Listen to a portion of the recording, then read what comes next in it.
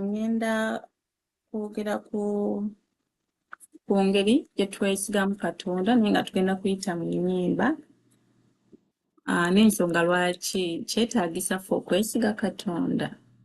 Mama Amala ojja kutusomera ngenda kugamba okusoma naye ogenda kutusomera Zabbuli 4 olunyiriri olw'esatu. So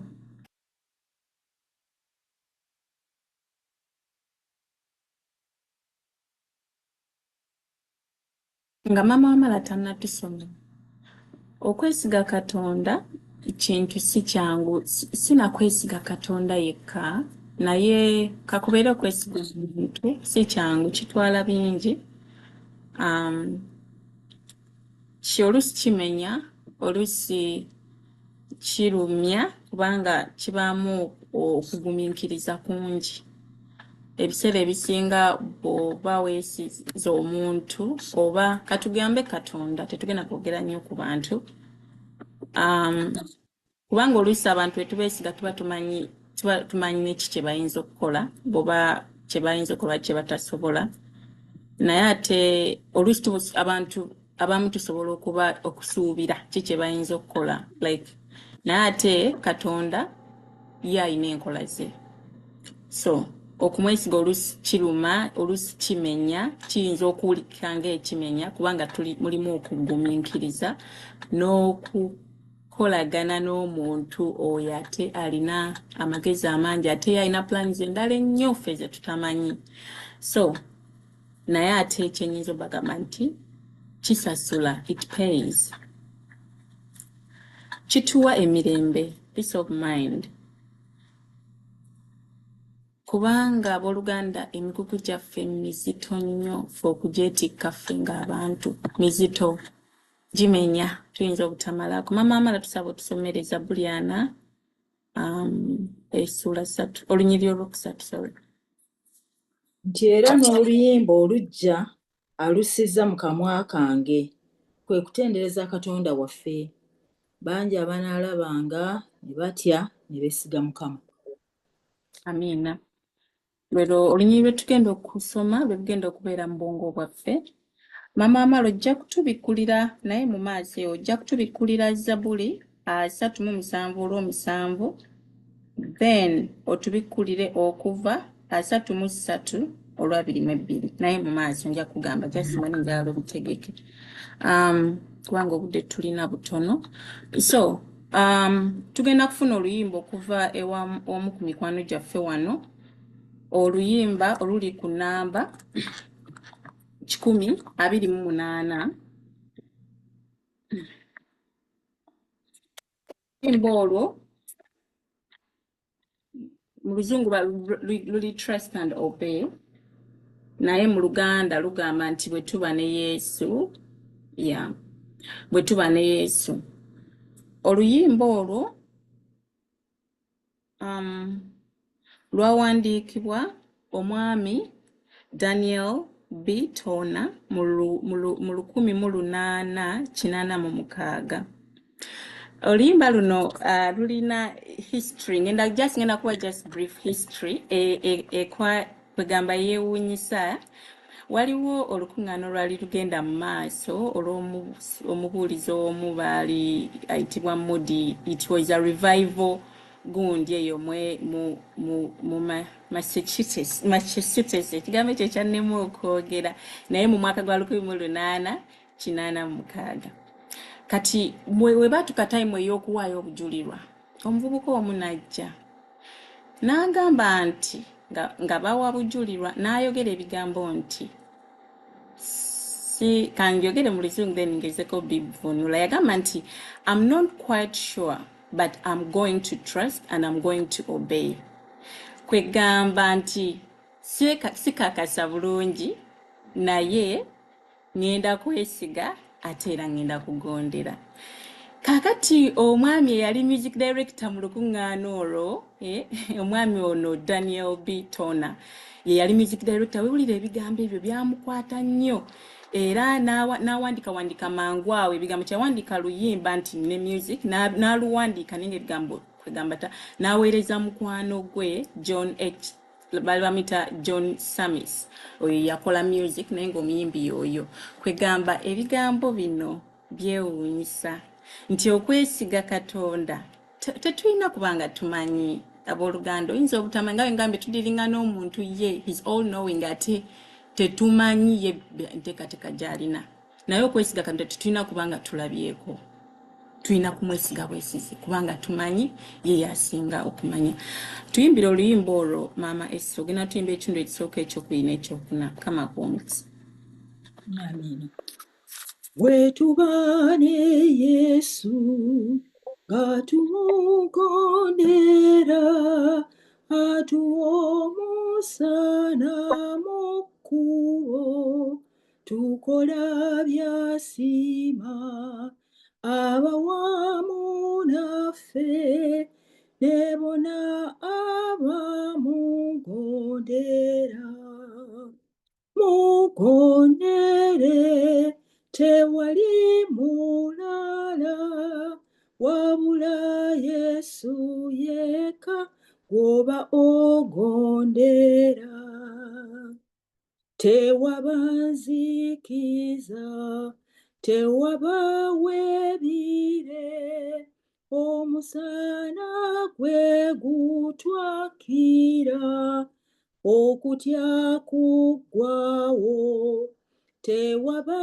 kwekanga abanaffe bamugondera mugondere tewali mulala wabula Yesu yekka gw'oba ogondera tetulitegeera kwagala kwe kwonna okutuusa lwe tulyewaayo kubanga ekisa kye n'essanyu ly'agaba by'abo bokka abamwesiga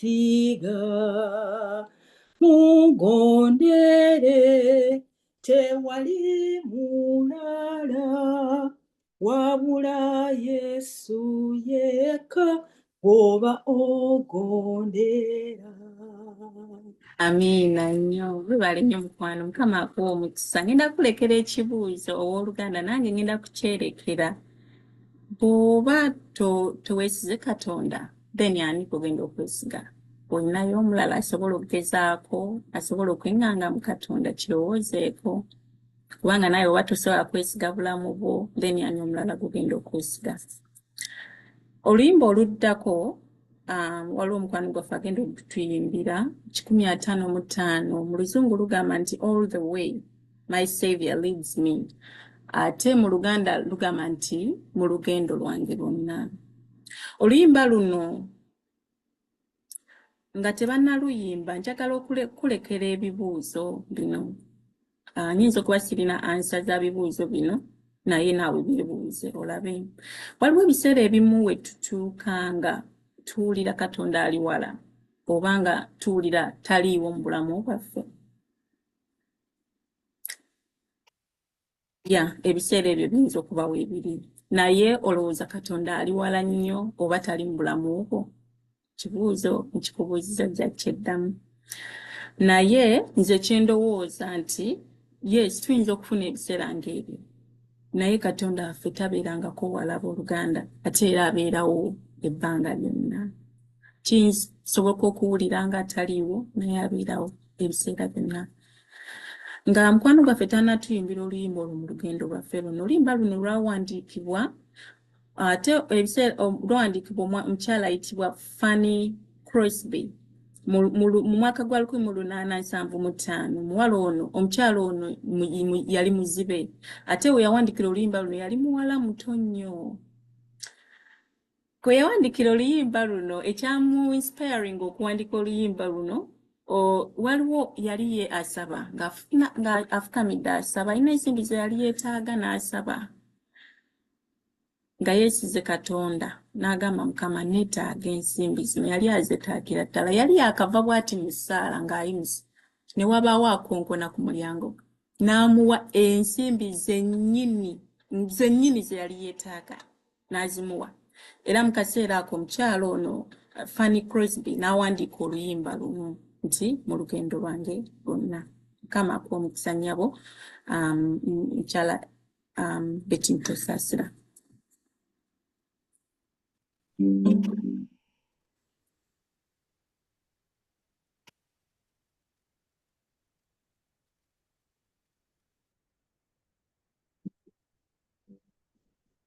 Nelwona Yesu ankulembera, nyinza tukubusabusa, yebwantwala bulijjo, byonna ebibera mu nze tebiyinza kunenya. Yesu ye mukumi wange, yangabira obulamu. Yesu ye mukumi wange, yangabira obulamu. Olugendo lwange lwonna Yesu ankulembera, abalaba balinumba, ye alibawangula, era lituusa n'essanyu lingi mu mirembe gye. Enjala bw'eba ng'ennuma, andiisa ku mmere ye. Enjala bw'eba ng'ennuma, andiisa ku mmere ye. Olugendo lwange lwonna Yesu ankulembera, era ne bwe mba nga nkooye ampoza woza mangu. Ennyonta nga ennuma nnyo ng'enkala ate nzita, oyo lwazi omuva amazzi g'obulamu, oyo lwazi omuva amazzi g'obulamu. Mu lugendo lwange lwonna Yesu ankulembera, gwe omulokozi wange eyanfuula omwana wo. Kankutendereze bwe ntyo mirembe gitaggwaawo, nayimba n'essanyu lingi gwe mununuzi wange. Nayimba n'essanyu lingi gwe mununuzi wange. Amen. Abooluganda njagala okulowooza nti bambi muwuliriza, kubanga obwo bwe bubaka tetugenda kubuddamu. So ebigambo ebyo mubiwulidde. Mu lugendo lwo lwonna Yesu yakulembera.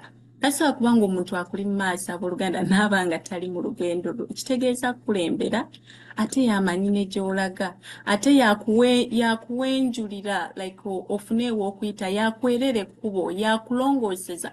Emisanvu gyonna omulabe gy'atuteerawo, Katonda yagimenyaamenya n'agiggyawo, ffe ne tusobola okuyitawo abooluganda. Oluyimba olugenda okuddako nga mukwano gwaffe tannaluyimba, njagala kukubuuza nti olowooza yes tutegedde kati nti tetutambula ffekka era tuli ffekka mu lugendo lw'obulamu buno abooluganda, naye olowooza okuba nga tutambula mu lugendo luno ne Katonda nti obusaale bw'omulabe tebugenda kubeerawo, oba mulowooza tuli immune oluusi ku busaale buno? Kibuuzo. Obusaale buno ndowooza nti bujja kujja newankubadde tuli mu lugendo luno. Y'ensonga lwaki tutambula ne Katonda waffe naye ebizibu bibeerawo. Bwe busaale obwo Sitaani ajja kuba abukuba. obumu buyinza okututuukako naye tetwerabira nti tutambula ne Katonda waffe ne bwe bututuukako obusinga obwanditusaanyizaawo Katonda aba akoze eki Yesu waffe Katonda waffe gutambula naye aba abukutte obwo obutono obututuukako oluusi obutukuba wansi ne tuggwaamu ennyo amaanyi wabaawo ensonga ate era Mukama amanyi nga byonna ebyo ebyaleka tulina olunyiriri olwo mu Bayibuli nti Katonda amanyi nga tusobola okubyeŋŋanga kuyita mu ye atuwa amaanyi. Ekibuuzo ekirala njagala olowoozeemu bintu bimeka byowonye mu bulamu bwo olowooza oli muvuzi mulungi nnyo abeera ku kkubo buli kaseera n'osanga accidents era osanze accidents bbiri nze nakatandika okuvuga nakavuga mwaka gumu naye nandibadde nze agibeeramu naye abantu abali experienced be bakoola obubenje like obubenje nno nga bakoze ensobi zoyisobola okuyita stupid mistakes naye ne bafuna obuzibu obw'amaanyi ng'olowooza nti no gwasinga okuvuga okubanga toli mu bubenje obwo. Ye kankubuuze omanyi bintu bingi bimeka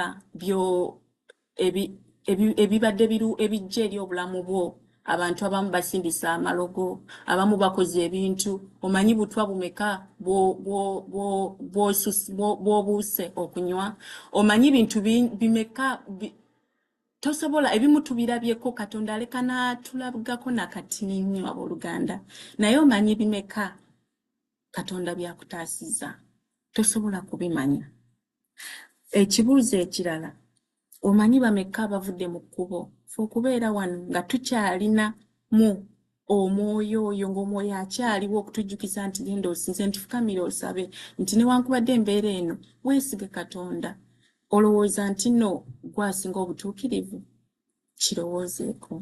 Bannaffe bangi babuze bavudde mu kkubo beetamiddwa Katonda basazeewo obulamu bwabwe okubuwaayo byonna ekijja kijje ng'olowooza gwasinga obutuukirivu kirowoozeeko. Oluyimba oluddako lugamba nti mu Luzungu he hideth my soul 2:26 mu Luganda mu Luganda lugamba nti engeri gye baluvunaano nti Mukama omulokozi ndowooza baaluvuna okusinziira ku bigambo naye lulimu ebigambo bigamba nti akweka obulamu bwange mulwazi. Tuyimbire Mami Esther Mukama akuwumuzza.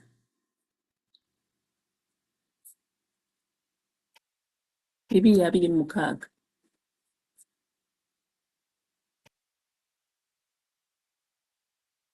Okay. Katuwulirize ebigambo eddoboozi yinza okuba si ddungi. Yesu ye mulokozi ow'ekitalo, mulokozi yeewuunyisa, akweka obulamu bwange mulwazi, mwendabe emigga egy'essanyu. Akweka obulamu bwange mulwazi, kisikirize mu ddungu. Akweka mu kwagala kwe okungi, akuuma n'omukono gwe. Akuuma n'omukono gwe. Yesu ye mulokozi ow'ekitalo, aggyawo omugugu gwange. Ampanirira ne sinyeenyezebwa, ampa amaanyi bulijjo. Akweka obulamu bwange mulwazi, kisikirize mu ddungu.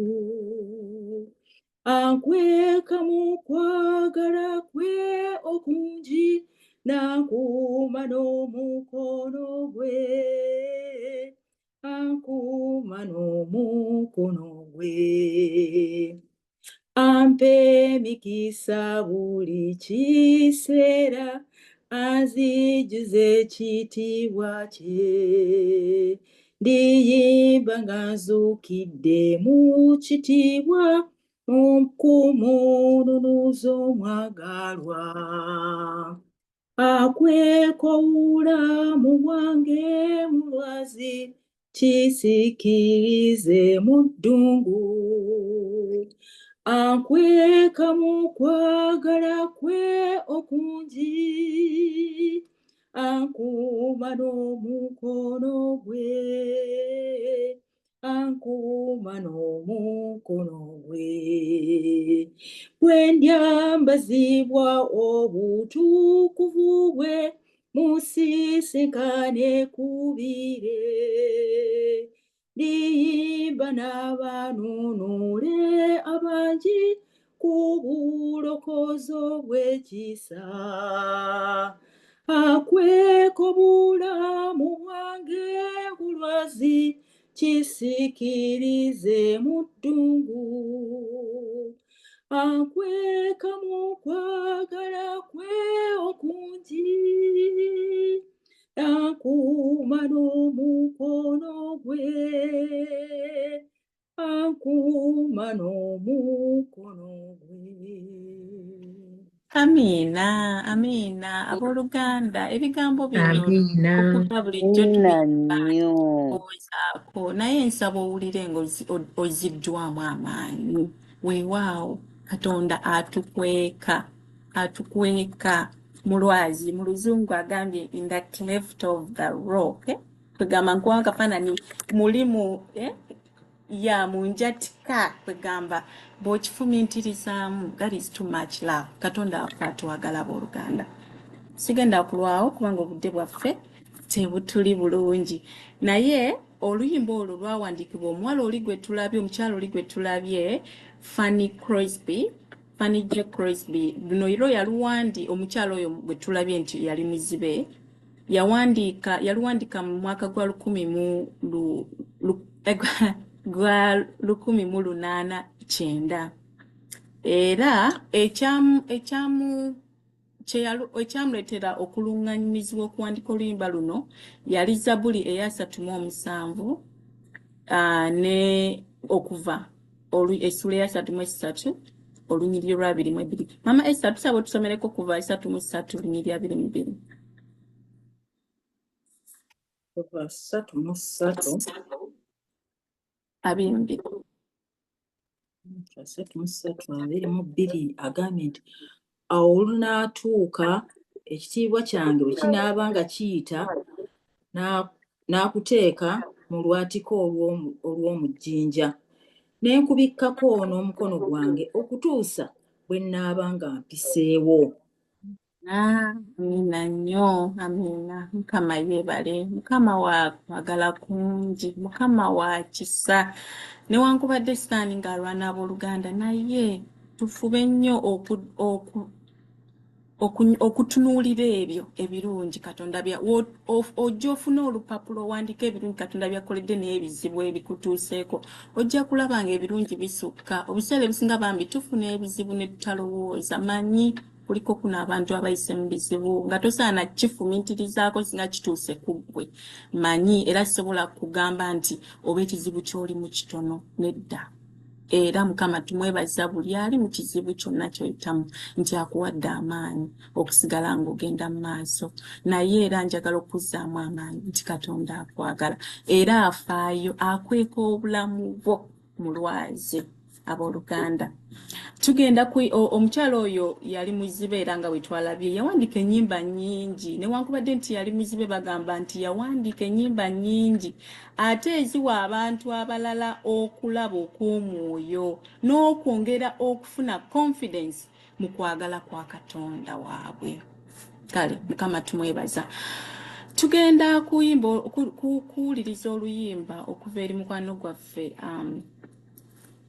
mukyala Betty Nteesaasira olugamba mbu it is well with my soul. Era olwo tujja okumaliriza nalwo lugenda kuva 2007 nga tannayimba oluyimba olwo lwawandiikibwa ate eno yo history bambi yo yankwasiza nnyo ennaku. Lwawandiikibwa omwami ayitibwa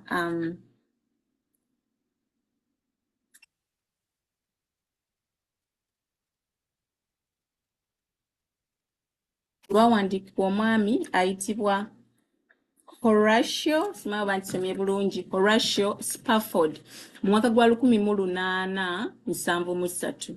Bagamba nti omwami ono yali mugagga nnyo, yali mugagga nga alina ebyobugagga bingi, naye waliwo oba mwawulirako bagita the Great Chicago Fire, kwegamba omuliro ogwo we gwakwata obugagga bwe obusinga ne bujjira mu muliro ogwo. Kyokka abooluganda mu kiseera kye kimu nga tewannayitawo na bbanga, waaliwo eryato eryali liyitibwa Ville du Havre eryasinkinga ne libbika eryabbika mu Atlantic Ocean. Abaana be bonna ne babbira ne bafa ne babula. Mukyala we yekka ye yasigalawo era n'amuweereza kanooti, yamuwandiikira ebbaluwa n'agamba nti nze kaasigaddewo. Omwami ono we yali ku mmeeri ng'agenda okusinkana mukyala we, mbu omugoba w'emmeeri n'amugamba nti mu ssaawa nga 4 nga tugenda naye mu ssaawa nga 4 tugenda kutuuka mu ekyo ekifo eyo sport abaana bo we baabulira. Mbu omusajja ono n'awandiika mu eyo ssaawa yennyini we yawandiikira oluyimba luno nti bwe nfuna eddembe, mbu it is well with my soul. Si kyangu omuntu okuba ng'ayita mu bulumi ng'obwo okugamba nti it is well with my soul. Naye owooluganda nsaba ng'oyita mu bulumi obwo bwonna bw'oyitamu ofune amaanyi, ofune obuvumu obugamba nti it is well with my soul, nti bwe nfuna eddembe mu mutima gwange. Genda maaso Anti Betty oyimba oluyimba olwo, tendereze Katonda. Mukama afuwe omukisa.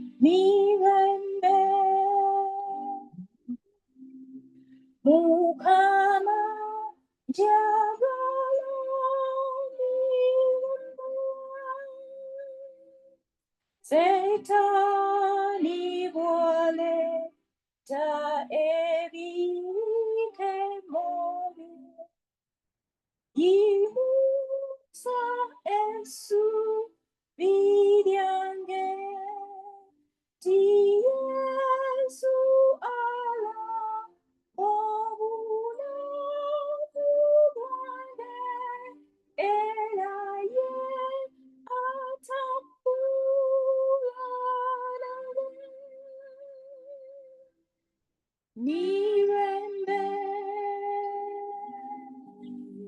Mirembe, Mukama jagala mirembe,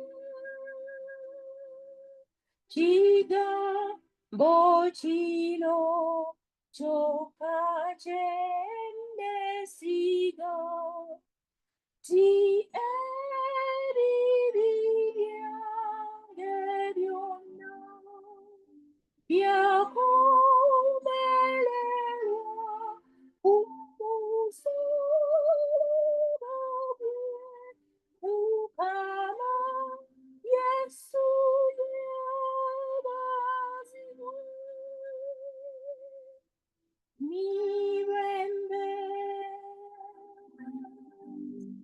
mirembe Mukama jagala mirembe Mukama ayanguye olunaku olulibikula byonna subiriritukirira bwalijja ndimulaba Yesu n'amaaso mirembe mirembe Mukama njagala mirembe Amina nnyo. Amina. Amiina. Omukisa. Abooluganda nga tumaliriza njagala oku